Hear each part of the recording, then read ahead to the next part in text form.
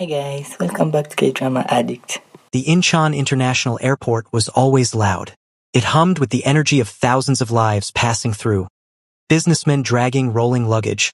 Families reuniting with tearful embraces. Tourists clutching maps with wide, overwhelmed eyes. But on a Tuesday morning in late spring, when the cherry blossoms had just begun to give way to the full green warmth of early summer, one arrival stood out among the rest. Amara Collins stepped through the arrival gates with a single large suitcase, a carry-on bag slung over one shoulder, and a look on her face that was equal parts excitement and quiet terror. She was 25 years old, originally from Huntsville, Alabama, where the summers were thick and slow and the sweet tea was always cold.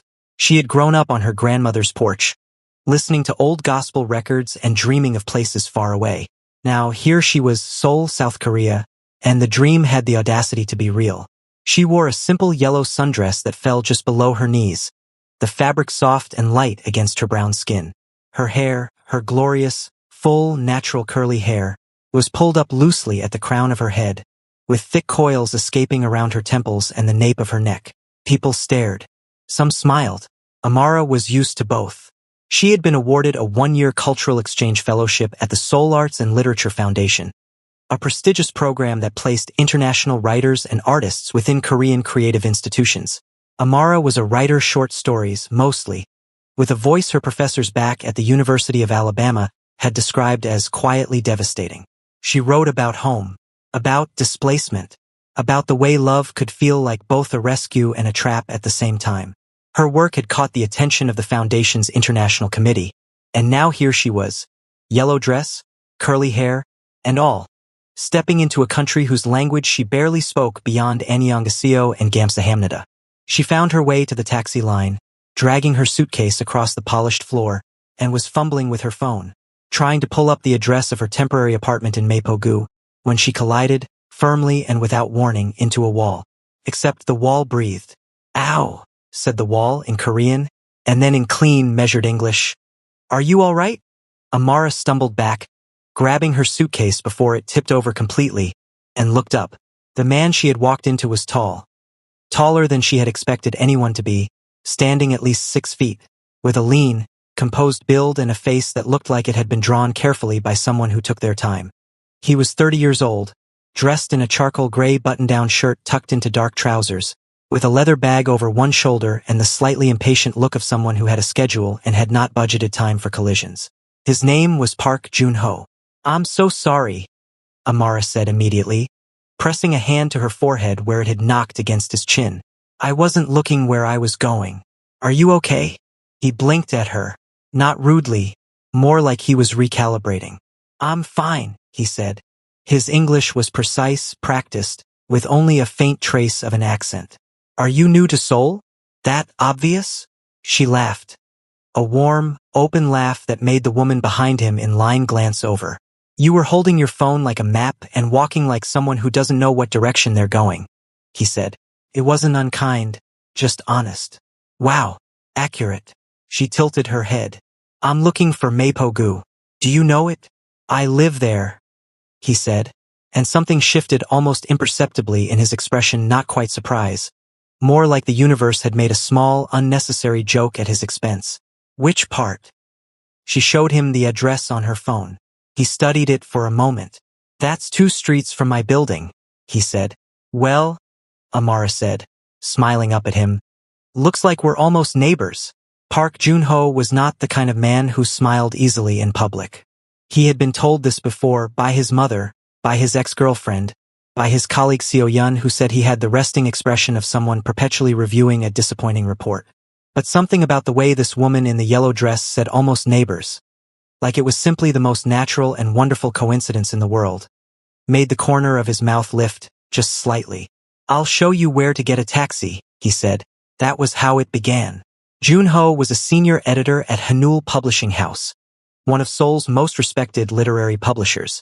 He had spent the last 8 years building a career on precision, finding the exact right words, the exact right stories, the exact right voices to put into the world. He was disciplined, focused, and deeply private. He had ended his last relationship 2 years ago, a quiet dissolution that had left no dramatic wreckage but had settled into a low, persistent loneliness he had learned to mistake for peace. Amara moved into her apartment on a Wednesday.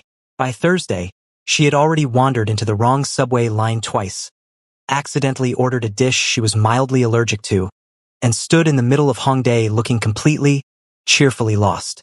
She wore a pale green dress that day, the same easy, simple style as the yellow one, her curls bouncing as she turned in a slow circle trying to match the street in front of her to the map on her phone.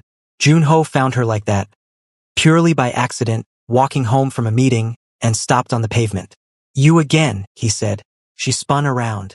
Her face broke into a grin so immediate and genuine that it was almost startling. "Oh my God, you again. See, I told you, almost neighbors." He looked at the phone in her hand. "You're going the wrong way." "I know," she said, laughing.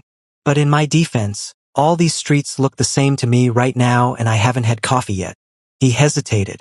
He had a manuscript waiting at home. 3 chapters he needed to review before morning. He was not, by nature, a man who detoured. "There's a good coffee place 2 blocks from here," he said. She looked at him, really looked at him with those warm, assessing eyes and said, "Are you offering to take me?" Another pause. "I suppose I am." They sat in a small cafe tucked between a convenience store and a flower shop, drinking Americanos while the evening settled softly over the city. Amara told him about Alabama, about the heat, about her grandmother's garden, about how she had always felt like she was writing toward something she couldn't name yet. Junho listened the way he did everything. Carefully, completely, without interruption. "What do you do?" she asked him. "I'm a book editor." Her eyes went wide. "No. Yes. I'm a writer," she said, pointing at herself. "I'm here on a literary fellowship.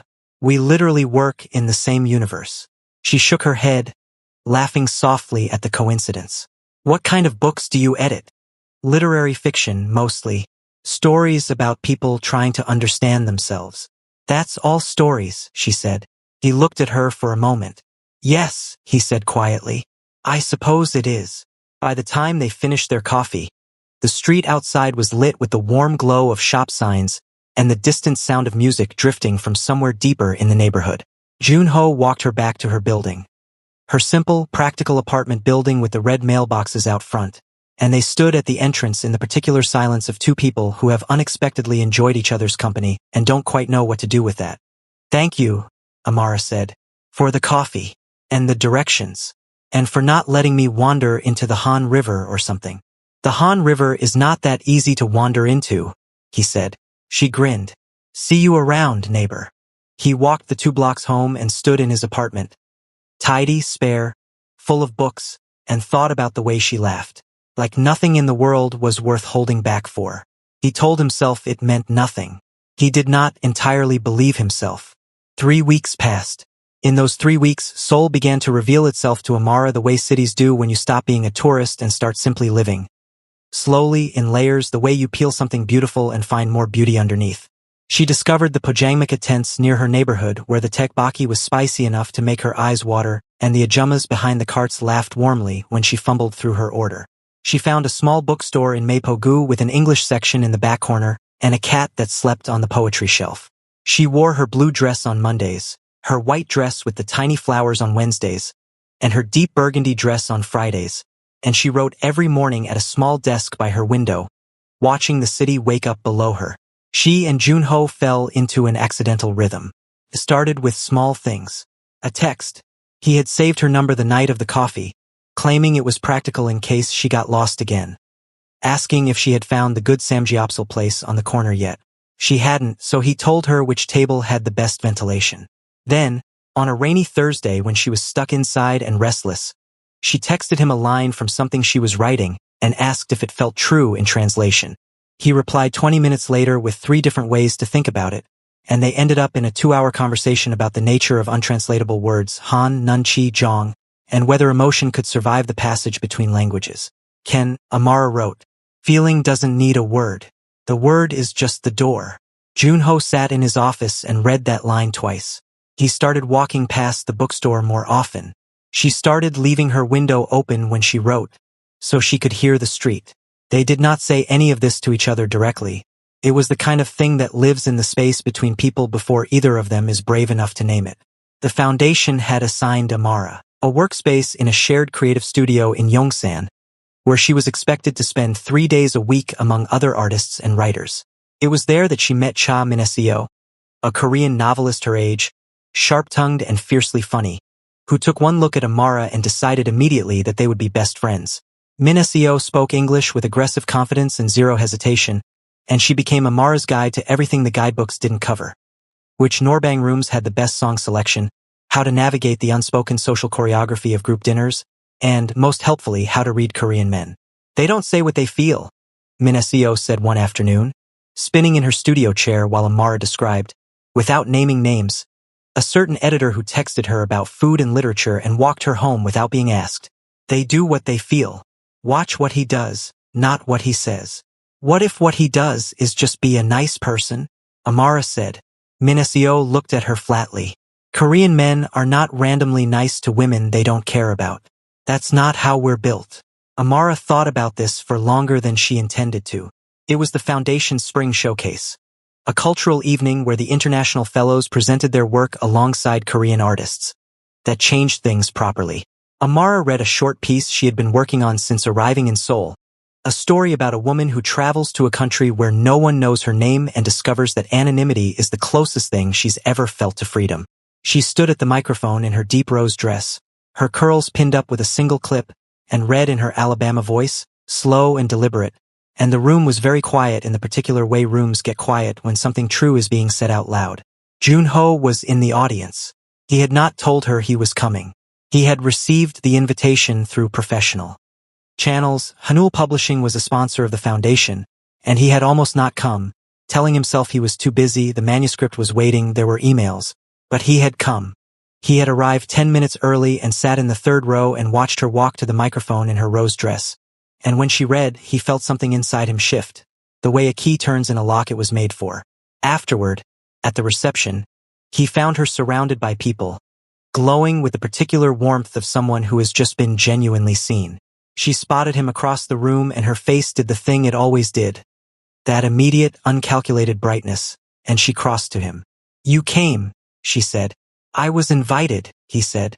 His voice was careful, the way it got when he was feeling too much. "Did you like it?" He looked at her for a moment. "You wrote about feeling free because no one knows you," he said. "Do you actually feel that way here?" She considered the question seriously, the way she always did. "Sometimes," she said, "but less and less. The more people I meet who actually see me," she glanced at him briefly, "the less I want to be invisible." The silence between them was the kind that hums. "Can I tell you something?" he said. "Yes. I haven't read someone's work and felt that way in a long time." It was not a declaration of love.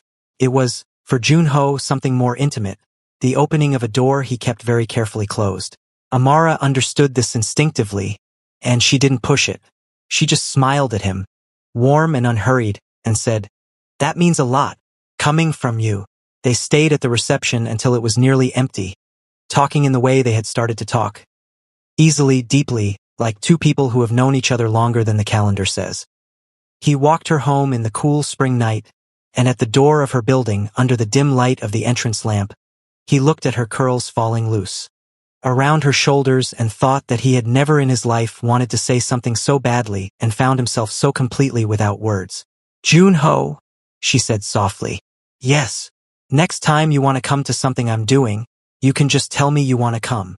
He looked at her. "I know," he said. "Okay," she said, and went inside. He stood on the pavement for a moment longer than necessary before walking home. Summer arrived in Seoul the way it always does. Suddenly, completely, with a heat that pressed down on the city like a warm hand. The streets smelled like grilled corn and sunscreen, and the Han River banks were crowded on weekends with people laying out picnic mats and trailing their feet in the direction of the water. Amara wore her lightest dresses now, a pale lavender one that she loved, a soft white one with thin straps, a coral one that caught the light when she moved.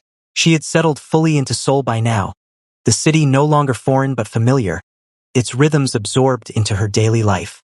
She knew which convenience store had the best triangle kimbap, which subway car was least crowded in the morning, how to bow at exactly the right angle when greeting the senior staff at the foundation. She had also, slowly and somewhat helplessly, fallen into something with Junho that neither of them had named. They met for coffee twice a week now, sometimes 3 times. They texted every day. Long, wandering conversations that moved from literature to food to childhood memories to the specific philosophical problem of what a person owes the place they came from.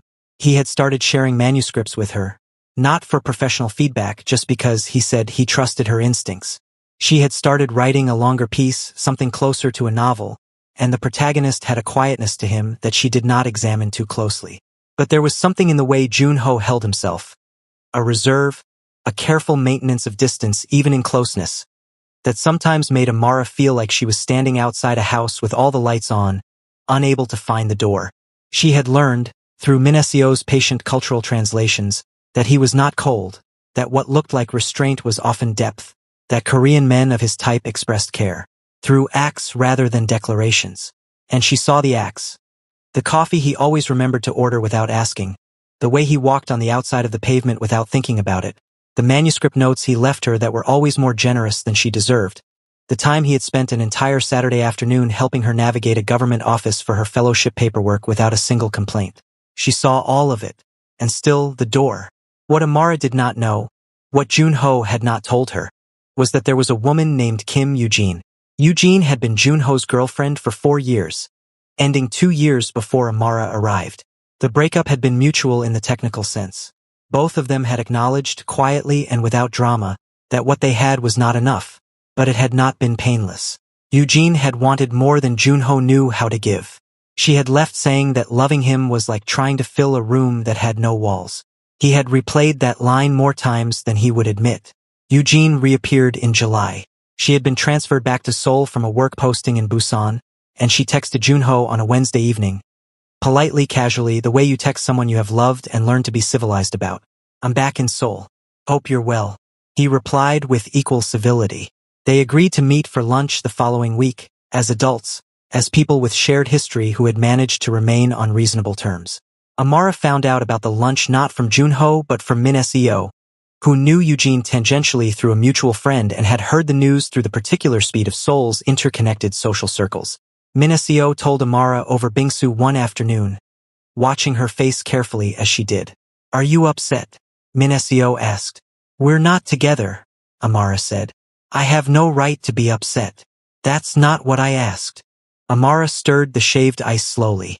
Outside, the summer light was thick and golden. "I don't know what we are," she said finally. "And I've been letting that be okay because, I don't know. I thought maybe the not naming was just how it was with him. With the way he is. The not naming is him being afraid," Minacio said with characteristic bluntness. "Afraid of what?" "Of being that open with someone again." Eugene hurt him, not because she was cruel, she wasn't, but because he let himself need her and then she told him he wasn't enough. Minacio paused. Or that's the version he believed. Amara was quiet for a long moment. Then, "Why are you telling me this?" "Because you deserve to know what you're walking into." Minacio looked at her steadily. "And because I think you might be the first person since her that he actually wants to walk into something with. But he won't say it. So someone has to." That evening, Amara sat at her desk by the window for a long time without writing. The city moved below her, indifferent and lovely. She thought about what it meant to want something you weren't sure you were allowed to want. She thought about the door and the lights and the particular ache of almost. She put on her burgundy dress and walked to the bookstore 2 blocks over. Their bookstore now, she thought without deciding to, and she was standing in the English section not really reading anything when the door opened and Junho walked in. He stopped when he saw her. "I come here sometimes," he said, as if explaining himself. "I know," she said. "I do too." They stood among the books in the narrow aisle, close enough that she could see the slight tension in his jaw that meant he was working something out internally. The cat on the poetry shelf observed them with ancient disinterest. "I heard Eugene is back," Amara said, quietly, not accusingly, just honestly. Something moved across his face. "Yes. Are you?" She paused. "Is that something that's going to change things?" He looked at her for a long moment. The bookstore was very quiet. "No," he said. "It isn't." "Okay," she said. And then, because she had always been braver on paper than in person but was trying to close that gap. Junho, I need you to know something. What? She met his eyes. I'm not asking you for anything you're not ready to give, but I'm also not going to keep pretending I don't feel what I feel. I think you know what I mean. The silence that followed was the longest of her time in Seoul. Then Junho reached out and very gently tucked one of her escaped curls back from her face. The first time he had ever touched her, and the tenderness of it was so quiet and so complete that Amara felt it land somewhere deep in her chest. I know, he said. I know what you mean. Autumn came to Seoul with the particular beauty that the city seemed to have been designed for. The ginkgo trees turning gold along the boulevards, the air carrying the clean, bittersweet smell of fallen leaves. The city somehow more itself in October than at any other time of year. Amara wore her rust-orange dress on the first cool morning and stood at her window with her coffee and felt the particular satisfaction of a person who has landed, fully and finally, somewhere that fits. Things had changed since the bookstore. Not dramatically. There had been no grand confession scene, no cinematic rain, no swelling orchestral moment. What there had been was a quiet, incremental opening. Junho had texted her the morning after with a recommendation for a new Korean novel, and at the end of the message, almost like an afterthought, had written, I've been thinking about what you said. You were right to say it. That was all. But Amara, who had learned to read his language, the one that lived in what he did, not what he declared, understood exactly what it meant. They had dinner that Friday. A real dinner, at a restaurant he had chosen carefully and made a reservation for, which Min Seo, upon hearing this, described as basically a proposal by Junho standards. It was a small place in Itaewon that served a menu combining traditional Korean flavors with something more contemporary, the kind of place where the food was serious but the lighting was soft. Amara wore her deep rose dress, the one from the foundation showcase, and when Junho opened the restaurant door for her and she walked past him and he said, very quietly, You look beautiful. She felt something in her finally settle, like a word clicking into its definition. They talked for 3 hours. They talked about her novel, the longer piece she was building, which had grown into something about two people learning each other across the distance of all their differences. He asked her careful questions, the way he asked about everything, and she answered honestly, including the part she hadn't said aloud before. That it was, in part, about them. He didn't look away when she said that. He nodded slowly and said, I thought it might be. And then, it's the best thing you've written. In the weeks that followed, Seoul became a different city, or perhaps the same city seen through a different light. They walked through Bukshin Hanok village on a Sunday, the old tile rooftops arching against a pale sky, Amara stopping every few steps to photograph things. A door, a shadow, a pot of persimmons on a windowsill. Junho walked beside her with his hands in his pockets and his face doing the thing it did now, more often, that Min Seo had clocked immediately and reported back with visible satisfaction. He looks at you like he's reading his favorite book. There were hard moments too, because there always are. In late October, Amara received news from home. Her grandmother, the woman who had given her the porch and the gospel records and the first idea that the world was bigger than what she could see, had been hospitalized. It was serious but not immediately critical, and Amara spent a night sitting on her apartment floor with her phone, talking to her mother in Alabama, feeling the specific grief of being far away from the people you come from. Junho came over without being asked. He didn't say much. He brought doenjang jjigae from the jjigae place she loved, and he sat on her floor with her and let her talk. And when she ran out of words, he didn't try to fill the silence with comfort that would have sounded hollow. He just stayed. When she finally fell quiet, tired from the emotion of the evening, he said, She raised someone extraordinary. She knows that. Amara looked at him. That might be the nicest thing you've ever said to me. I mean everything I say, he said. I just don't always say everything I mean. She leaned her head against his shoulder, and he let her, and outside the Seoul night moved on with its indifferent, gorgeous momentum. Her grandmother recovered. Amara exhaled. November arrived. The fellowship was scheduled to end in February, and the question of what came next had begun to hover at the edges of everything, unasked but present. Amara wrote about it obliquely in her notebook. What does it mean to build something in a place you were only supposed to visit? What do you owe the life you left behind? And what do you owe the one you've found? She hadn't answered it yet. She brought it to Junho one evening, not as a question about them specifically but as a question about life, and he read it in her notebook and was quiet for a while. Then he said, "In Korean there's a concept, inyeon. It's the idea that the people you meet are connected to you by fate, by threads that have existed for lifetimes. Every encounter is part of that thread being pulled." He paused. "I've never been someone who believed in fate. I believe in work, in choices, in what you build deliberately." "But," she said, because she heard the but since the airport," he said, "I've thought about Inyeon more than I ever have." Amara set her notebook down. "Junho. Yes. Say what you mean." He looked at her across the warm lamplight of his living room. Surrounded by his books, his ordered, careful life, and for the first time in 2 years, possibly longer, he let himself say exactly what he meant, without editing, without the careful restraint he wore like a second skin. "I love you," he said. "I think I have for a long time, and I don't want February to be the end of this." The silence that followed was not awkward or loaded. It was the silence of something completed. Amara reached across the space between them and took his hand, her brown fingers threading through his, and she thought about Alabama, about her grandmother's porch, about the yellow dress she had worn in the airport, about every small and improbable step that had led her to this living room, this man, this moment. "I love you too," she said, "and I don't want it to be the end either." "Then it won't be," he said. It wasn't a grand plan. It was a beginning of a conversation, the kind that would take months and careful thought and phone calls with her mother in Alabama and probably more than a few difficult logistics.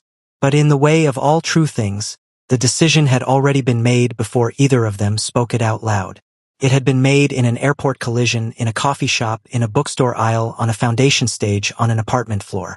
It had been made in every text, every walk, every silence that held more meaning than most people's speeches. On the first real cold day of November, they walked along the Han River together. The water was gray-silver and wide, the city rising on both sides of it in the early evening light. Amara wore her burgundy dress with a long coat over it, her curls loose and full around her face, and Junho walked beside her with his hand in hers. And for once he was not in his head, not reviewing, not editing. Just there. "I'm going to finish the novel," she said. "I know. And I think it has a happy ending." He glanced at her sideways, and the corner of his mouth lifted. "I thought you didn't write happy endings." "I don't," she said, smiling up at him. "I write true ones." He squeezed her hand. Above them, Seoul spread wide and luminous and indifferent to the particular miracle of two people finding each other in the middle of it. As it always does, as all great cities do, carrying 10,000 love stories in their bones without pausing, without bowing, without needing to acknowledge what they hold. But Amara and Junho knew, and that, as it turned out, was entirely enough. Hi guys, in this story we learned that real love is not always loud. Sometimes it is patient, gentle, consistent, and built through understanding. Kindly like and subscribe.